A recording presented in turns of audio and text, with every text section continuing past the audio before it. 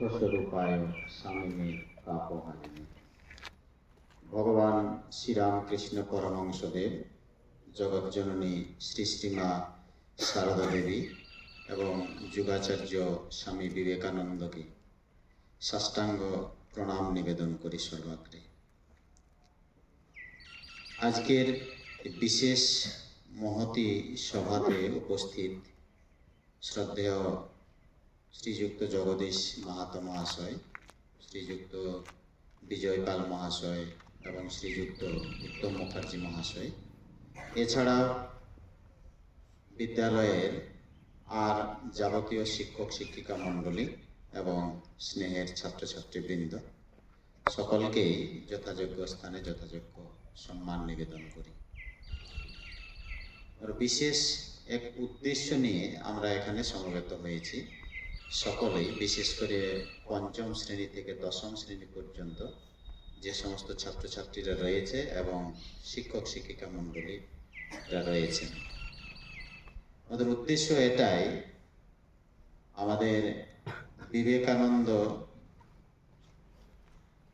जे आदर्श, से विवेकानंद आदर्श के स्मरण मनन तथा जापन करार एक महत् उद्देश्ये आमरा एखाने अवतीर्ण हयेछि। बहु मानुष बहु संस्कृति सम्पन्न परिवार थेके आगत शिक्षक शिक्षिका मंडली तथा छात्र छात्रीबृंद प्रत्येकेरई स्व स्वकीयता थाका सत्त्वेও आमादेर परिवेशेर प्रभावे प्रभावित हये आमादेरके सेई जापने शुभ बुद्धि सम्पन्न जे समस्त दिकगुलो रयेछे सेई दिकगुलोके आमादेरके ग्रहण यदि आमरा करते पारी, सेई उद्देश्येर मध्य यदि निजेरा अवगाहन करते पारी, ताहलेई आमादेर आजकेर जे এই সমাগমের উদ্দেশ্য, এই জমায়েতের উদ্দেশ্য, সেই উদ্দেশ্য চরিতার্থ হবে। স্বামীজির জীবন চর্চা বিশেষত আজকে সারা ভারতবর্ষ এমনকি বিশ্বেরও বহু জায়গাতে বহু ভাবে বর্ণাঢ্য শোভাযাত্রা, কবিতা আবৃত্তি, তার লেখনী ধারা, তার প্রকৃত যে আদর্শ, সেই আদর্শগুলো সর্বত্র ব্যাপী চর্চিত হচ্ছে। আমাদের অন্যথার কোনো কারণ থাকে না, অন্যথার এই কারণে কারণ থাকে না যেহেতু আমাদের বিদ্যালয়টি সম্পূর্ণভাবে পরিচালিত হয়ে থাকে ঠাকুরমা এবং স্বামীজির আদর্শে আদর্শায়িত হয়। যদিও আমাদের প্রতিনিয়তই আমাদের এই ঠাকুরমা স্বামীজির চর্চা আমাদের বিদ্যালয়ে হয়ে থাকে, অনেক ছাত্রছাত্রী যারা বেরিয়ে গেছে তাদের থেকেও দেখা গেছে বা বর্তমানে যে সমস্ত অনেক ছাত্রছাত্রী রয়েছে তারা সেই আদর্শে আদর্শায়িত হয়ে নিজেকে পরিবর্তন করার যে একটা প্রচেষ্টা প্রবল পরিমাণে আমরা তাদের মধ্যে পরিলক্ষিত করি। যারা হয়তো এখনো সেই আদর্শকে গ্রহণ করার মতো মন এখনো তৈরি হয়নি, সে তাদের প্রভাবে বা বিদ্যালয়ের প্রতিনিয়ত যে চর্চা, সেই চর্চার প্রভাবে প্রভাবিত নিঃসন্দেহে হবে এটা ঠাকুরমা স্বামীজির এক অহৈতুকী করুণা রয়েছে। এখন এই স্বামীজির চর্চা যদি আমরা দেখি, ঠাকুরের চর্চা, মায়ের চর্চা আমাদের এখানে বহুল পরিমাণে হয়ে থাকে। ছাত্রছাত্রীদের নিকট থেকে চর্চা হয়, শিক্ষক শিক্ষিকা মণ্ডলীর কাছ থেকেও চর্চা হয়ে থাকে। এই চর্চা যেদিন আমরা গ্রহণ করতে শিখব, সেদিনে আমি দেখব যে নিজেকে পরিবর্তন করে এক সঠিক দিশাযুক্ত পথে, শুভবুদ্ধি সম্পন্ন যে একটা পথ প্রশস্ত রয়েছে, সেই পথের মধ্যে নিজের মনকে আমরা পরিচালিত করতে সক্ষম হব। এবং এটা আমাদের মধ্যে একটা সংকল্প করে নিতে হবে। নিজের মনকে এমনভাবে সংকল্পকৃত করে নিতে হবে যে আমি ওই উদ্দেশ্যেই সেখানে নিজেকে পরিচালিত করে থাকব, নিজেকে প্রবহমান করে রাখব। যদি আমরা করে থাকি তাহলে নিজের যে জীবনের অসীম শক্তি রয়েছে, অসীম শক্তির কথা আমাদের সাধারণত ইতিবাচক দিকেরই কথা বলা হয়ে থাকে। সে অসীম শক্তি আমাদের আগে থাকতে যে পুঞ্জীভূত রয়েছে, সেই পুঞ্জীভূত প্রতিভাকে আমরা বিকশিত করতে সক্ষম হব। যে মন নিজেকে যেমন তৈরি করা সম্ভবপর হবে, সেই মন এই সমাজকে, পরিবারকে তথা দেশকে আমাদের পরিচালনা করার একটা মন তৈরি করতে পারবে। জগতে যদি আমরা পরিলক্ষিত করি, সেই তারাই প্রতিষ্ঠিত হয়েছে যারা এই ছোটবেলা থেকেই স্বামীজি, ঠাকুর মা তথা আরো যে সমস্ত মুনি ঋষিদের আমাদের যে হয়তো তাদের যে বহু চর্চিত বা গবেষণার পরে তারা যে সমস্ত বিষয়গুলো আমাদের মধ্যে বিস্তৃত করে দিয়ে গেছেন, সেই তারাই প্রতিষ্ঠিত হয়েছে। এই প্রতিষ্ঠিত হওয়ার দিকগুলো যদি আমরা এখন থেকে আইডেন্টিফাই করতে পারি, চিনতে পারি, চিনার জন্য আমরা চেষ্টা করি, যেহেতু যদি 60-70% স্টুডেন্ট সেই বিষয়গুলোকে শনাক্তকরণ করে গ্রহণ করার দিকে মনকে ঝুঁকি নিয়ে থাকে, তাহলে আমরা কেন পারবো না? আমি কেন পারবো না? অনেকেই তো পারছে, বন্ধুরা অনেকেই পারে, অনেকেই পারে না। যারা পারে না তাদেরকে বলবো ঠাকুরমা স্বামীজির কাছে প্রার্থনা করতে, প্রার্থনা করে বলবো যে তাদের মধ্যেও সেই শুভবুদ্ধি সম্পন্ন মন তৈরি হোক। এই যে দিকগুলো স্বামীজি বলেছেন যে একজনকে যদি বড় হতে হয় তাহলে বেশ কিছু তথ্য আমাদেরকে মেনে চলতে হবে। আমাদের হয়তো বলা হয় যে যদি ওই বিষয়গুলো ছোটবেলার থেকে যদি আমরা গ্রহণ করে থাকি, ছোটবেলার থেকে যদি আমরা চিনতে শিখি, ছোটবেলার থেকে সেগুলো আমার হৃদয় প্রবৃত্তিতে নিয়ে আসি, তাহলে নিঃসন্দেহে দেখব আমি অজান্তে ঠাকুরমা স্বামীজির অপার কৃপাতে আমরা একটা সঠিক দিশা খুঁজে পেয়েছি। এই দিশাটা খোঁজার জন্য তৎপর হতে হবে। যারা একটু সৎ মানসিকতাতে জীবনযাপন করে, যারা একটু পড়াশোনাতে ভালো, তাদের অনুগত হয়ে সব দিন এই দিন যাপন করতে হবে। আমি আজকে যারা পারছে তাদেরকে আমার বল তথা পরিবারের প্রভাবে কিংবা পরিবেশের প্রভাবে কিংবা জিনগত প্রভাবে আমি তাদেরকে কখনোই অবহেলার দৃষ্টিতে দেখব না। আমার ক্ষমতার বলে বলিয়ান হয়ে সেই সমস্ত ছাত্রছাত্রীকে কখনোই আমি পর্যুদস্ত করব না, তাদেরকে অপমান করব না, তাদের সাথে মিশবো, কিন্তু তার মধ্যে যে জ্ঞানের স্ফুরণ হয়েছে, তার মধ্যে যে ইতিবাচক মন তৈরি হয়েছে, সেই মনটার সম্মান আমাকে দিতে হবে। সে বড়ই হোক আর সে ছোটই হোক, এই মানসিকতাতে যেদিনে আমি তৈরি করতে সক্ষম হব, মানসিকতা নিয়ে মনকে তৈরি করব, সেই দিন থেকে দেখবে আমার অজান্তে আমার মনের মধ্যে, হৃদয়ের মধ্যে এক শক্তির স্ফুরণ আছে, এক দিশা আমার মধ্যে হয়তো আমাকে পাল্টে দিয়েছে। কিন্তু প্রচেষ্টা তো একটু রাখতে হবে। ইচ্ছে যদি না থাকে, ইচ্ছের পর প্রচেষ্টা, তাহলেই সাফল্যতা সেখানে পাওয়া যায়। আমাদের এইদিকে দেখা যায় নচিকেতার কাহিনী। নচিকেতা কোনো এক রাজার সন্তান ছিলেন। এই নচিকেতার বাবা একবার যজ্ঞের আয়োজন করেছিলেন। যজ্ঞ করার পর তিনি কি করেছিলেন, যে আমার যাবতীয় যে যা চাইবে তাকে আমি সেগুলোই দান করে থাকি। এই দান করতে করতেই দেখা গেল সবাই লাইন দিয়ে এসেছে, দলবদ্ধভাবে এসেছে, রাজার কাছে যা চাইছে রাজা যথাসম্ভব কি করেছে, সেই তাদের চাওয়াকে পূরণ করার জন্য, তাদের যে ইচ্ছে সেই ইচ্ছেকে পূরণ করার জন্য তিনি যথাসম্ভব চেষ্টা করে যাচ্ছেন। এরকম চলতে চলতে যখন দেখা গেল এক সময় যে নচিকেতা ছোট সন্তান, সে ঘোরাঘুরি করতে করতে দেখলো সবাইকে সবকিছু দান করছে। এক সময় দেখলো বাবা কি করছিল, তার মধ্যেই নচিকেতার মনে একটা প্রভাব ফেলেছিল যে তাদেরকে হয়তো গো দান করছিল, যে গোগুলোর বয়স হয়ে গিয়েছে, যেগুলো হয়তো অকেজোর দিকে চলে যাচ্ছে, সেইগুলোকে আগাম তিনি দান করছিলেন। মনের মধ্যে একটা খোঁটা পেয়েছিলেন। তিনি নিজেকে ঠিক রাখতে না পেরে বাবার যে সত্য পথ, বাবা যেভাবে সত্য পথকে অবলম্বন করে নিজে নেমেছেন, সেই তখন তিনি বলছেন, বাবা আমাকে কাকে দান করবে? কি ভাবনা চিন্তা ওই ছোট সন্তানের মধ্যে কি ইতিবাচক দিক রয়েছে, কি সত্যানুসন্ধানে তার মন সেখানে তৈরি হয়েছে, সেই মনের মধ্যে তিনি জিজ্ঞাসা করে ফেলেছেন, আমাকে কাকে দান করবেন? বাবাকে একবার দুবার তিনবার জিজ্ঞাসা করার পর অবশেষে তিনি বলেছিলেন, তোকে যমকে দিলাম, যমের হাতে তোকে তুলে দিলাম। বাবা বলেছে, নচিকেতা বাবার সম্মান রেখেছে। তিনি ব্যঙ্গ করেই বলুন আর যাই করে বলুন, অনেকগুলো মানুষের সামনে যখন বলেছে, তখন তিনি কি করেছেন, বাবার সেই ন্যায় সত্যকে পালন করার জন্য তিনি যমের কাছেই চলে গিয়েছিলেন। বাবা পরে হাহুতাশ করছিলেন, দুঃখ করছিলেন, কষ্ট পাচ্ছিলেন। তার যে উদ্দেশ্য, সেই উদ্দেশ্যের মধ্যে একটা বড় প্রতিবন্ধকতা তৈরি করে দিয়েছিল নচিকেতা।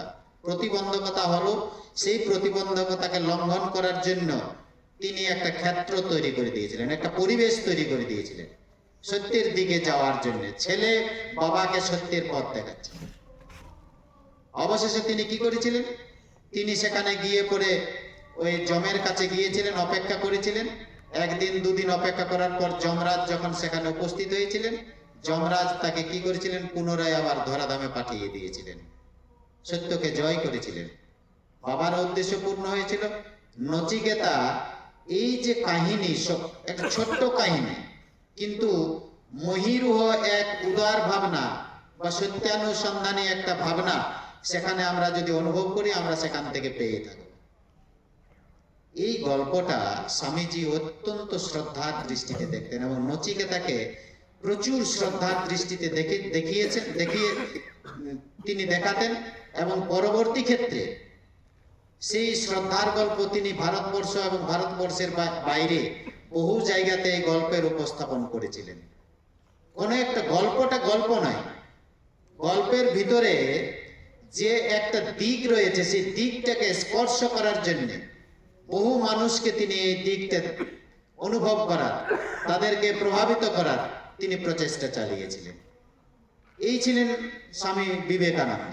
স্বামী বিবেকানন্দ তিনি আরো বলেছেন যে ছোট ছোট যেমন ছেলেরা রয়েছে, পুরো মনুষ্য জীবনে যদি একটা বড় কাজ করতে হয়, তাহলে তিনি বলেছিলেন ওই যে ট্রিপল পি ফ্যাক্টরের কথা বলতেন, পিউরিটি, পেটিয়েন্স, পার্সিভারেন্স, এই তিনটির কথা তিনি বলেছেন।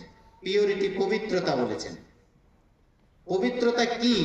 আমরা পবিত্র শব্দটা জানি, কিন্তু পবিত্র শব্দের ভিতরে যে অনুভব্যতার দিক লুকোনো রয়েছে, সেই অনুভব্যতাতে যারা যেতে পারে তারাই ভালো স্টুডেন্ট হিসেবে পরিগণিত হয়ে থাকে, ভালো মানুষ হিসেবে পরিগণিত হয়ে থাকে, ভালো শিক্ষক হিসেবে পরিগণিত হয়, ভালো শিক্ষিকা হিসেবেও পরিগণিত হয়ে থাকে। পবিত্র শব্দের অর্থ যদি আমরা এখানে ব্যাখ্যা করি,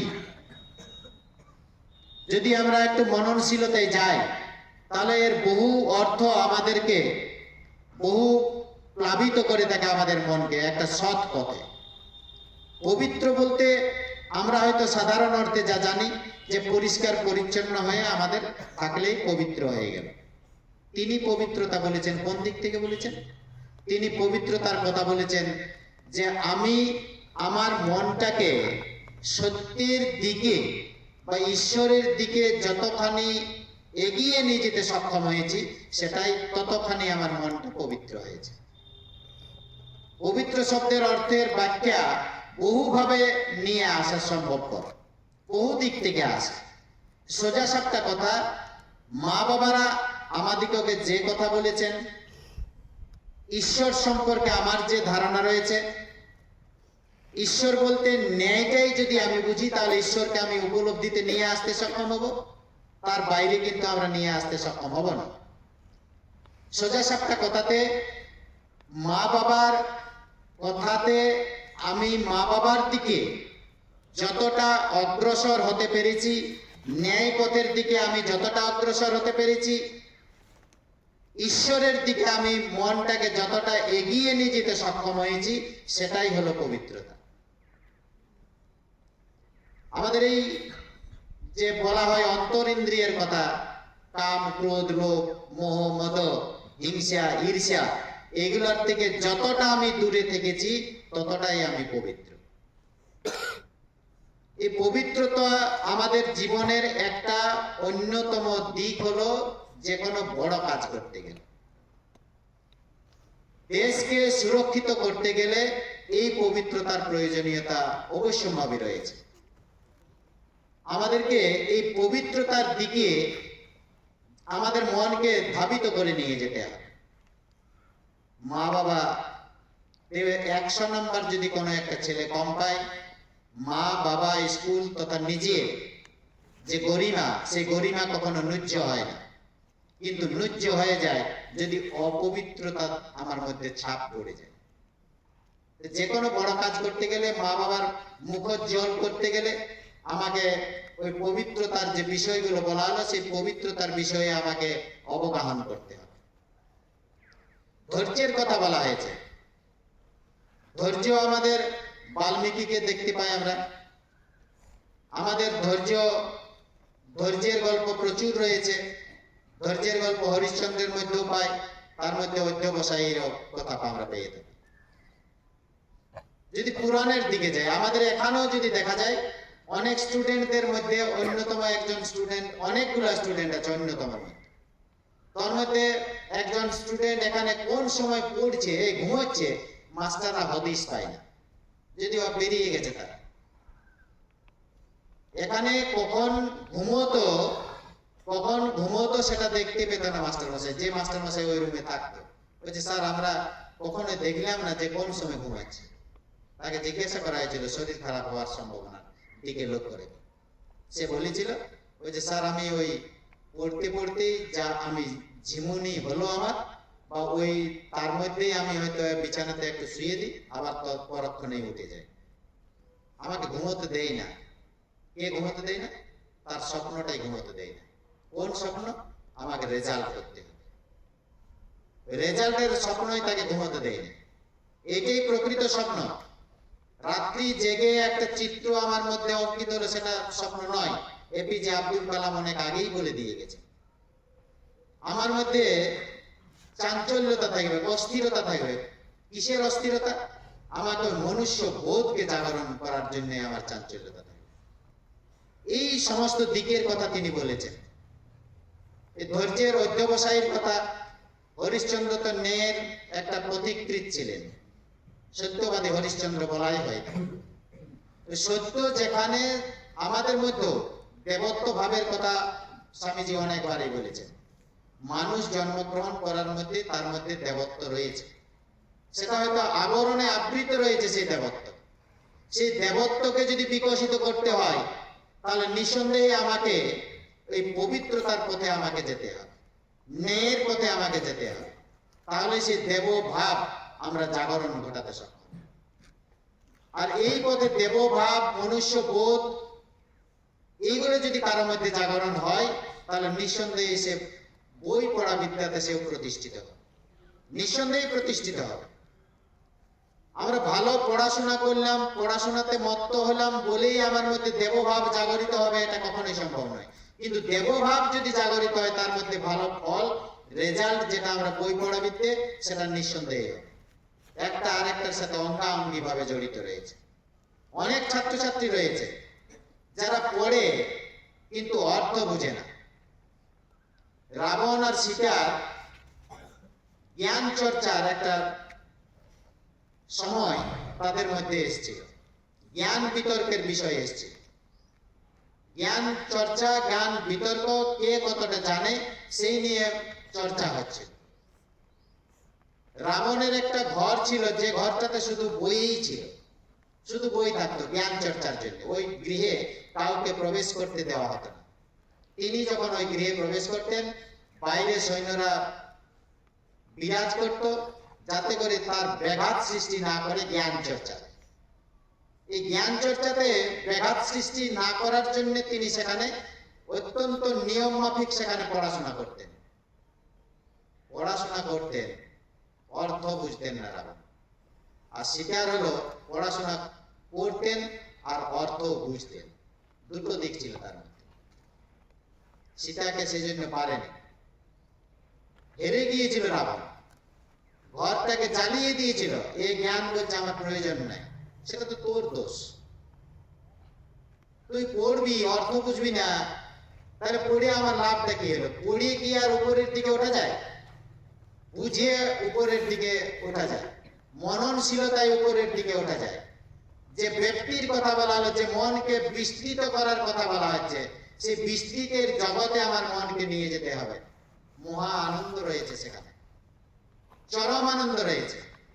আমরা যেগুলো খেলার মধ্যে যে সমস্ত আনন্দ আমরা সেখান থেকে গ্রহণ করতে পারিনি, আমরা মনকে যদি এইরকম একটা ব্যাপকতর জগতে, অসীম এক জগতে যদি ভাসিয়ে নিয়ে যেতে সক্ষম হয়, তাহলেই দেখা যাবে সেখানে এক মহা আনন্দ রয়েছে, যে মহা আনন্দ পৃথিবীকে পথ দেখাবে।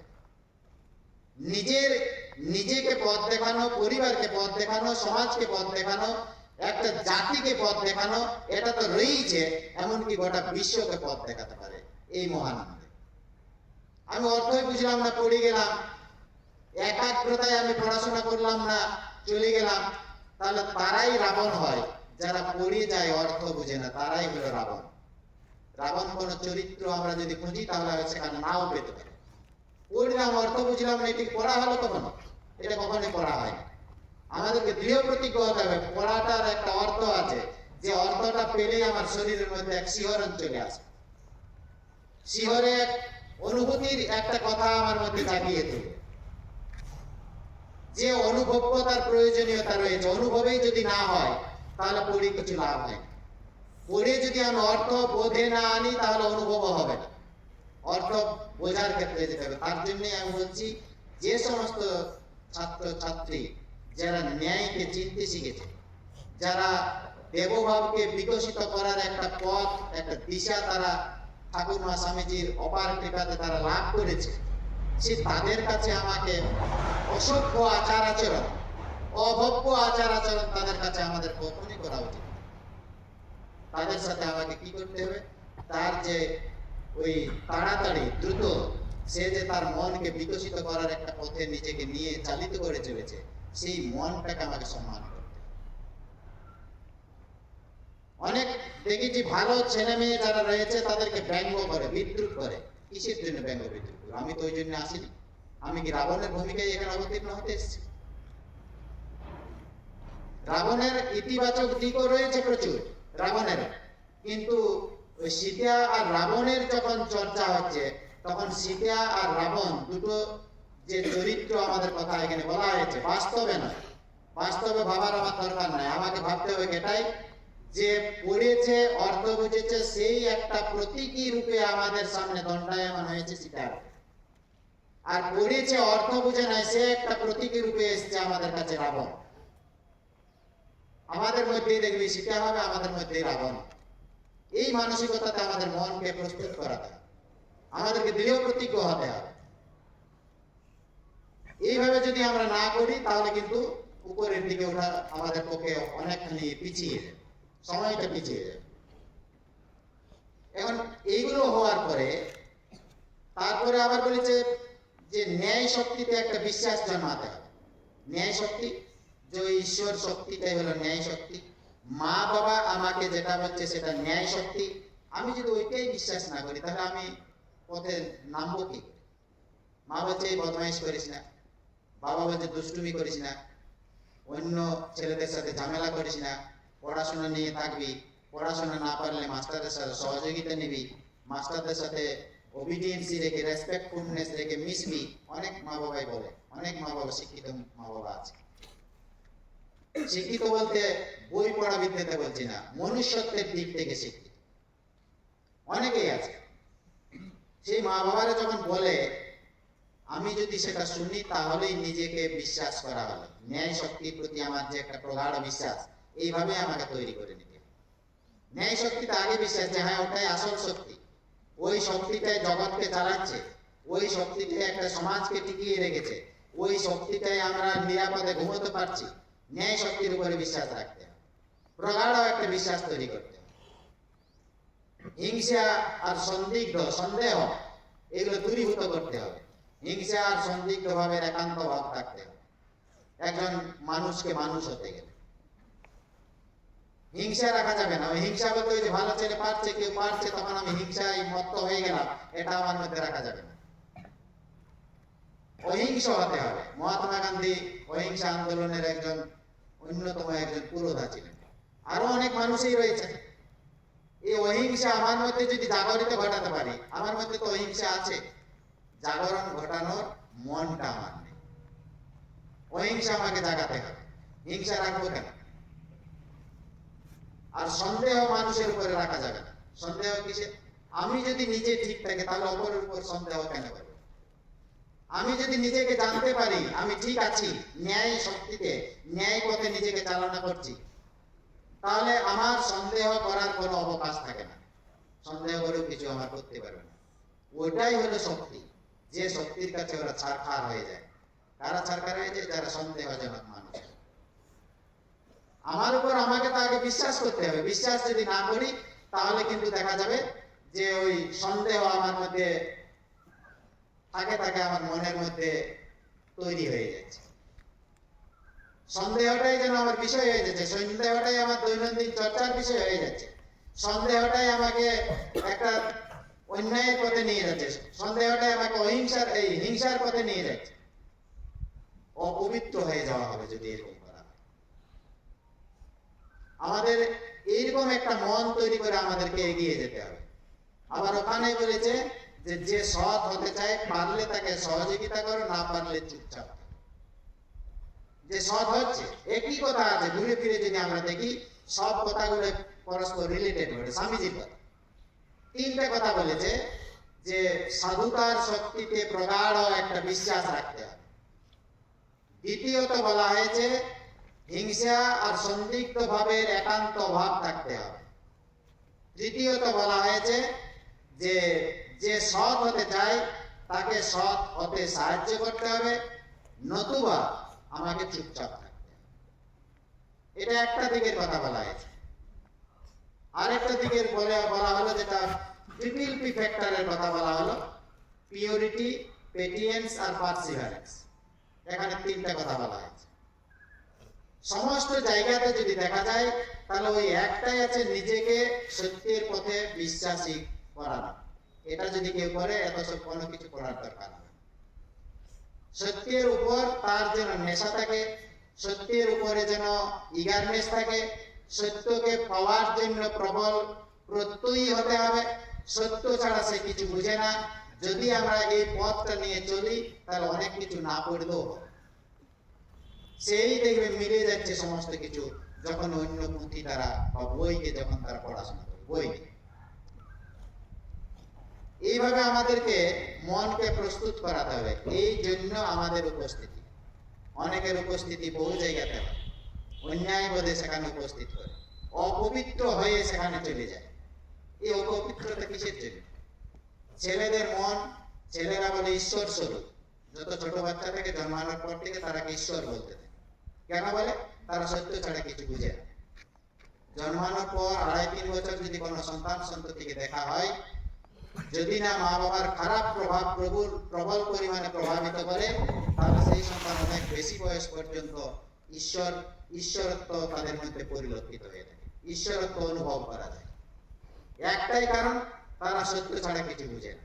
যেটা বুঝাবে সেটাই সে বুঝে। সেই জায়গাতে খারাপ বোঝানোটা একান্তই অনুচিত।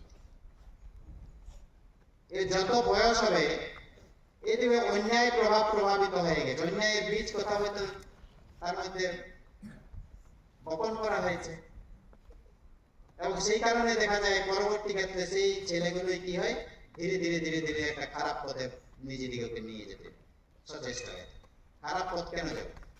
আমরা যেহেতু ঈশ্বর প্রাপ্ত হয়ে জন্মগ্রহণ করছি, আমার মধ্যে ন্যায়বোধ আছে, আমার মধ্যে সততা আছে, তাহলে যেগুলোতে আমি নিজেকে দাঁড় করিয়ে রাখতে পারবো সেই শক্তিগুলোর জাগরণ কেন ঘটাবো? নকল করে ওইগুলো হয় না, নকল করে এগুলো করা হয় না। যদি বলে যে আমি নকল করে এরকম আচার আচরণ করবো, হয় না। আমাকে গ্রহণ করতে হবে। গ্রহণ যদি করি তাহলে নিঃসন্দেহে দেখা যাবে যে আমরা যে উদ্দেশ্য নিয়ে এই জায়গাকে এসেছি সেই জায়গা অত্যন্ত আমাদেরকে সঠিকভাবে পরিচালিত হয়ে থাকে। এই যে মাতৃভাবের কথা সর্বত্রই বলা হয়, মাতৃভাব আমাদের এই যে আমরা এখানে বসবাস করছি যে জায়গাটাতে, সেই জায়গাটাতেই ধরতে হবে মাতৃভাব আমাদের এখানে নিহিত রয়েছে। সেই মাতৃভাবকে আমাকে গ্রহণ করতে হবে।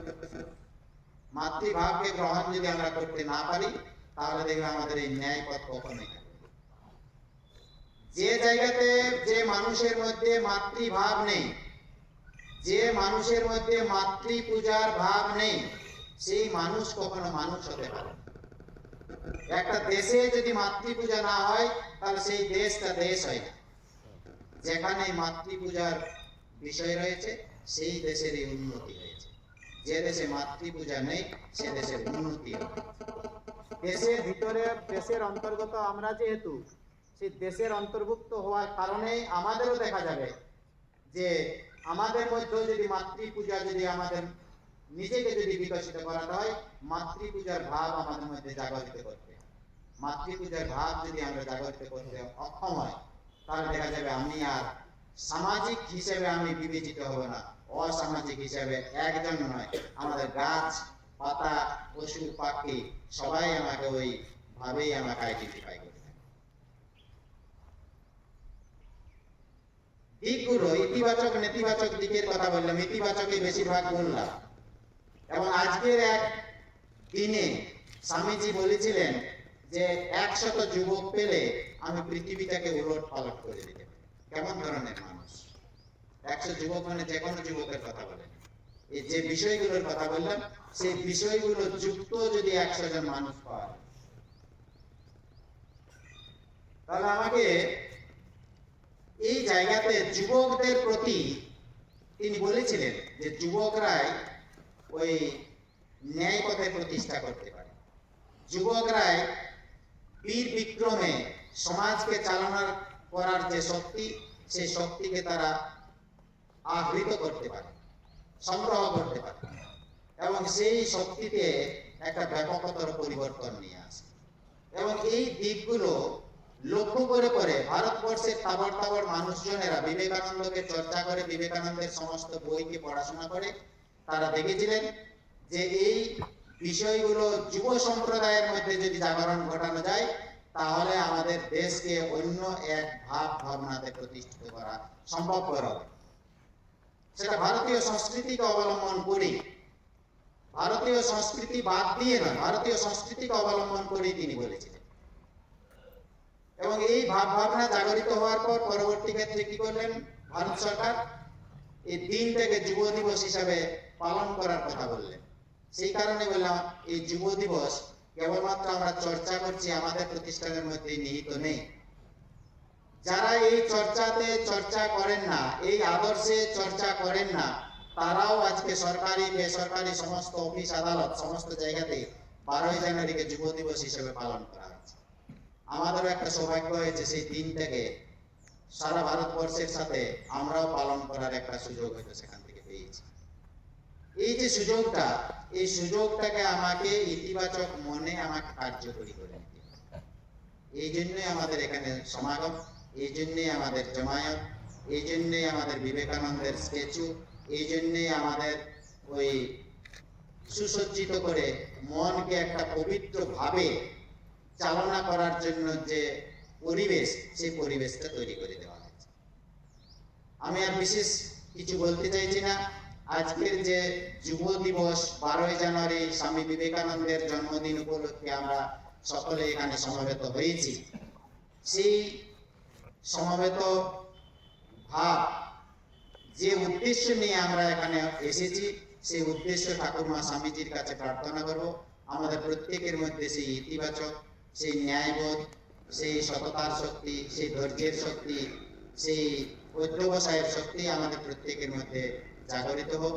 এবং যারা আজকের এই অনুষ্ঠানে এখানে উপস্থিত হয়েছে প্রত্যেককেই বিদ্যালয়ের পক্ষ থেকে স্বাগত জানাই। নমস্কার।